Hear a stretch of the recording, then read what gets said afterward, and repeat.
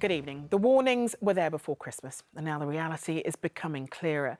COVID cases in the capital are rising steeply, with all signs pointing towards the situation getting even worse over the next few weeks.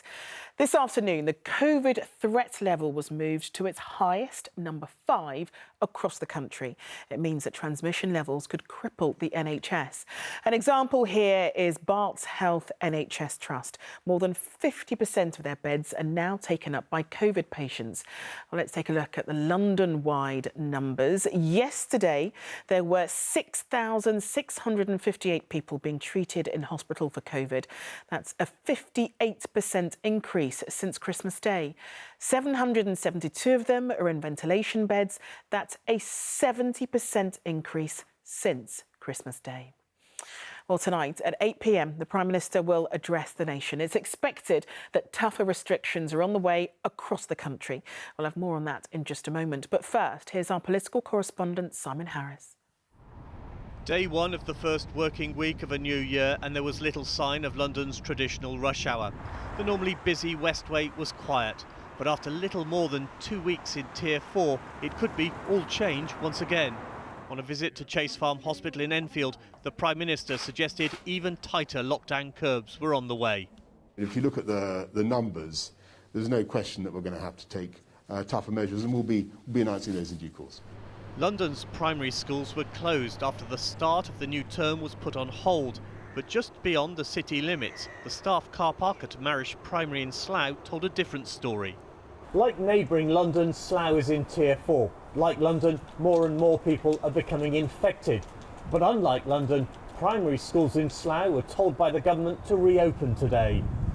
At Jill Denham's school, around 600 pupils stayed away as parents weighed up the risks. I said to parents in a letter I sent out on Saturday that they needed to assess the risk to themselves, to their children and to their families, and make a decision on that basis whether the risk of them coming into school was acceptable. And then it was their parental responsibility to do that.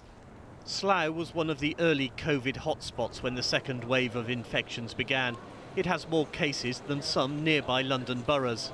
I share the concerns people have given our multi-generational households as to worries about whether children may bring the virus home.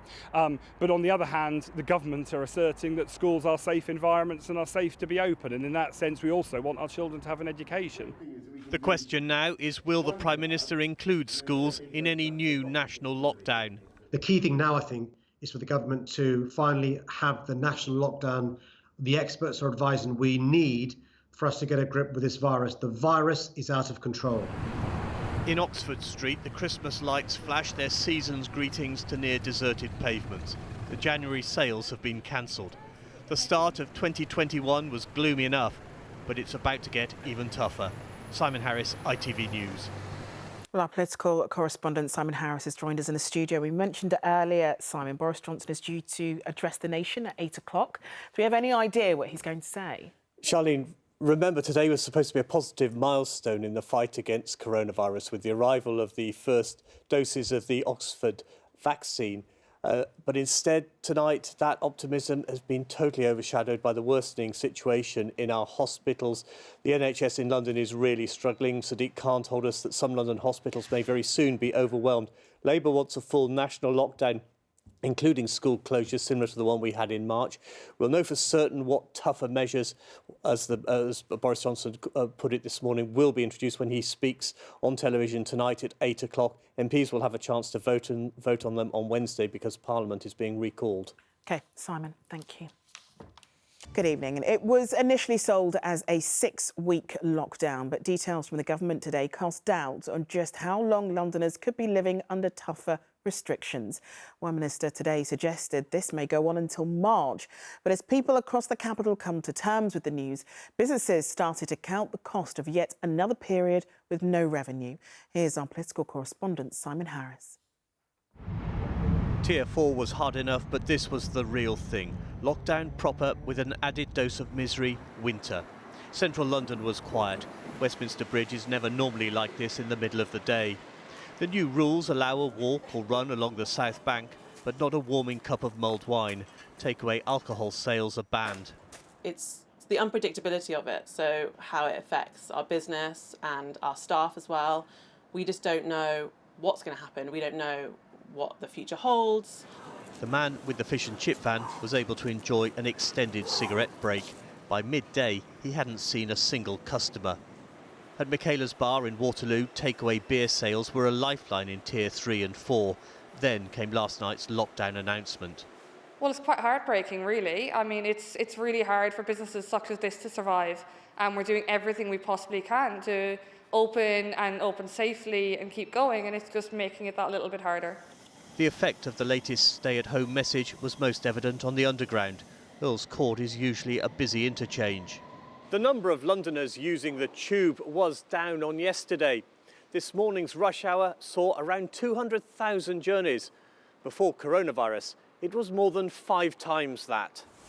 Even under Tier 4 restrictions, Whitecross Street Market near the Barbican bustled with customers. Today, most of the stalls were gone, leaving a handful of food sellers. This road is to be packed all the way to the bottom to the end. Full. Now we are open 1, 2, 4 of us. I know that it's for the good of everybody, but what can I say? I don't think many small independent businesses are doing really well. We want to carry on and we see what will happen. It's going to be tough for us. Coronavirus has dealt a painful blow to the museum which honours the most famous name in nursing. The Florence Nightingale Museum next to St Thomas's Hospital is making most of its staff redundant and putting itself into hibernation. Sadly, as an independent museum, 95% of our income comes through the front door, and when visitors aren't allowed to come, or indeed social distancing means you can only have such small numbers, it's just not viable for a museum like us to operate. This is only the beginning of a lockdown which could last months. New government figures show an estimated 1 in 30 people in private households in London had coronavirus last week. Simon Harris, ITV News.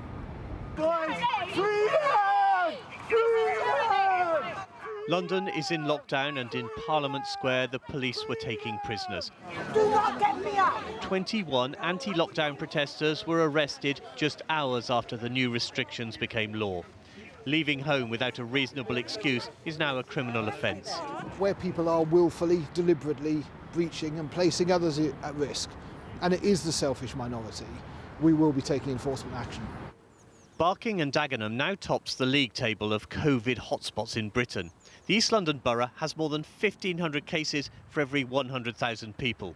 On the Marksgate estate, people we spoke to didn't seem surprised. You've only got to go down our local shops and you see the amount of people not wearing masks and that, and social distancing, is not as much as it should be. People, they just do like dumb stuff to increase the rates, like parties and all of that. Some people just don't take any notice, and there's not a lot you can do about the people who don't take any notice unless you're going to fine them. Since the start of the pandemic, almost 9,000 Londoners have died after testing positive for coronavirus. It's estimated 1 in 30 households in London have COVID. That's more than anywhere else in the country. Scotland Yard said today anyone who flouts the new lockdown rules can expect a fine. Hassan Al-Haq Chowdhury, a retired teacher, died on December the 28th. 5 of his children are doctors, another is a pharmacist. His daughter Syra, a GP, was working in the hospital where he was being treated. She also caught the disease. For those that say it's not real, I have vivid memories of my father and how real it actually is and how catastrophic it is. So I'm saying I know it's been long, from March, and we're still in lockdown, but you cannot afford to become complacent because COVID doesn't. Victoria Park in Hackney at lunchtime. Londoners were taking advantage of the right to exercise, one of the few reasons to leave home which is allowed under the new restrictions. Simon Harris, ITV News, Hackney. Well, Simon is here now. And Simon, on the subject of schools, there were some developments in the Commons this afternoon about children who don't own laptops. Yes, we heard in Katie's report about the increased concern about the so-called digital divide. And it emerged this afternoon that children who don't have a laptop or a tablet or a PC, or indeed don't have enough space to work in at home, will now be classified as vulnerable.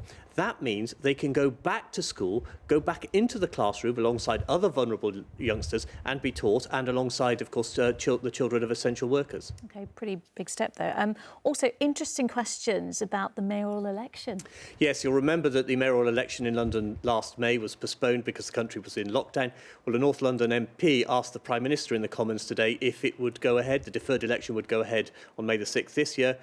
Boris Johnson replied, yes, that's the law, but he added, we'll have to keep it under review. Not surprised to hear that. Simon, thank you. Good evening. Our hospitals struggling to cope with COVID cases is a situation we've spoken about a lot on this programme. But leaked documents show that we've only got about 2 weeks before the situation becomes unmanageable and patient care compromised. So tonight, 2 hospitals have opened up about what they are currently dealing with. At St George's in Tooting, staff are having to cut corners to cope with the huge influx of patients, while over at Whipps Cross, only 10 critical care beds are left. This, as it's revealed tonight, that over 800 patients are being admitted to London hospitals every day. Here's our political correspondent, Simon Harris. London's hospitals are close to breaking point. If the flow of seriously ill COVID patients doesn't slow down, they could be struggling to cope within a fortnight. Intensive care units like this one at St George's Hospital in Tooting are facing the greatest pressure. Already today we've had 2 admissions to ITU. That's out of our 15 beds here. There's a few other patients that we're monitoring quite closely because they are potentially requiring admission to ITU before the end of the day. The usual rules have been abandoned to try to save as many lives as possible. Staff are exhausted, and on top of the exhaustion is the fact that they then have to compromise patient care in their eyes to do what they need to do to keep the patient safe, but not everything that they would want to do for a patient, and that is really hard. Little wonder that this relentless pressure is taking its toll on staff morale. There is very little joy in our work at the moment. We always look for the positives, and we're finding that very, very difficult, increasingly difficult to find that joy. When you come into work, you're scared. You're scared to come into work, you're scared for your colleagues, you're scared for your families, and you're scared for yourself. Across the capital, Whipps Cross Hospital in North East London is also feeling the strain. Whipps Cross is a typical district general hospital with 420 beds. Today, 240 of them were occupied by COVID patients, leaving just 10 empty beds. COVID patients are admitted through the accident and emergency department. Some are so ill they're taken to a resuscitation cubicle. They might end up in intensive care, either here or at another hospital. COVID-19 patients are a lot more intense. You require a lot more support in managing them. So it's not just simply having a critical care nurse by the bedside. You need other healthcare professionals like physiotherapists. Yesterday, there were more than 7,000 COVID patients in London hospitals. That's a 27% increase from nearly a week ago. And worryingly, a further 15,000 Londoners tested positive yesterday. There hasn't been a time during this pandemic where I'm more concerned than I am now. The virus is out of control and the NHS is at risk of being overwhelmed. The best thing we can all do to support the NHS is to stay at home unless we have an exceptional reason to leave our homes. Parts of East London have the highest COVID rates in the country. Once again today, rows of ambulances could be seen outside Queen's Hospital in Romford, King George in Ilford and the Royal London in Whitechapel. For now, London's hospitals are coping, but for how much longer? Now, Simon, we've just had Boris Johnson's briefing, which really gave us some numbers that shows the situation that we're in at the moment, doesn't it? Yes, the news conference from Downing Street, hosted by the Prime Minister, was ostensibly to talk about how the Army would be involved in the mass vaccination programme. But the Prime Minister was joined by the Chief Executive of the NHS, Sir Simon Stevens, and he had this to say about the crisis facing London hospitals. We are seeing over 800 patients a day admitted to London hospitals with coronavirus. I mean, that is the equivalent of a new St Thomas's Hospital full of COVID patients, fully staffed, every day, or a new University College Hospital full of coronavirus patients every day. Sir Simon said it was not just the hospitals that are feeling the strain, but also the ambulance service in London and GP surgeries. He said the NHS was doing what it could to create more beds. And of course, the NHS Nightingale Hospital in Docklands is going to be reactivated very shortly. OK, Simon, thanks very much. Good evening. Coronavirus is out of control in the capital. Hospital admissions are spiralling. The ambulance service is under severe pressure. The Mayor has declared a major incident, saying the threat this virus poses to our city is at crisis point. In the majority of acute hospital trusts in London, patient levels are higher than at the peak of the first wave. They are on the verge of being overwhelmed. 1 in 30 people in London now has coronavirus. In some parts of the capital, it's as high as 1 in 15. The total number of deaths has now risen above 9,000. A stark warning from Sadiq Khan today. If we do not take immediate action now, he said, our NHS could be overwhelmed and more people will die. Our political correspondent Simon Harris has the latest. 4 days into lockdown and there's no let-up in the crisis in London hospitals. More than 800 new patients are being admitted every day. Staff are exhausted. The NHS is in danger of running out of beds. London's mayor believes a tipping point has been reached. I, as Mayor, have declared a major incident because I'm concerned that the virus is out of control, but also that the NHS is at risk over the course of the next few days, a couple of weeks, to run out of beds unless we see a reduction in the virus and a reduction in people being hospitalised. At the Royal London Hospital in Whitechapel, one doctor, Rupert Pearce, revealed on Twitter that instead of 3 consultants in intensive care, there were now 10. I've never seen the NHS under so much pressure in the whole of my career. I never really expected anything to get quite as difficult as it has now. And we're desperately hoping that the ongoing rise in the number of patients coming into hospital with COVID soon settles down. The capital passed another grim milestone today. More than 9,000 Londoners have now died with coronavirus. There are more than 7,000 COVID patients in London's hospitals. More than 900 of them are on ventilators, an increase of 300 on last week. In another sign of how much strain the health service is under, ambulances in London are going to be driven by police officers and firefighters. London Ambulance Service says they're ideal. Trained in first aid and driving with blue lights, they also know the streets of London. Ambulance service bosses say their crews are facing sustained levels of unprecedented demand. The pressure is non-stop and patients are feeling it too. In some recent shifts on the front line, patients who would ordinarily on kind of government targets expect a response within 18 minutes have been waiting upwards of 5 hours and more for an ambulance to arrive. It's thought as many as 1 in 30 London households has had coronavirus. But in Barking and Dagenham, the worst affected area in Britain, it's 1 in 15. Here, there are 1,500 new cases for every 100,000 people. I'm extremely concerned. In fact, if you think in the first wave, when we were like 100, we would be in lockdown. Now, government has called a lockdown, but we're not quite in the same lockdown. Faith facilities are still open. Click and collect, meaning shops can be open. That, I believe, is still helping the spread of the virus. For most of us, the front line in this war is out of sight. But inside London's hospitals, medical staff are engaged in an intense struggle. In the last week, COVID-19 has claimed another 916 lives in London. Simon Harris, ITV News.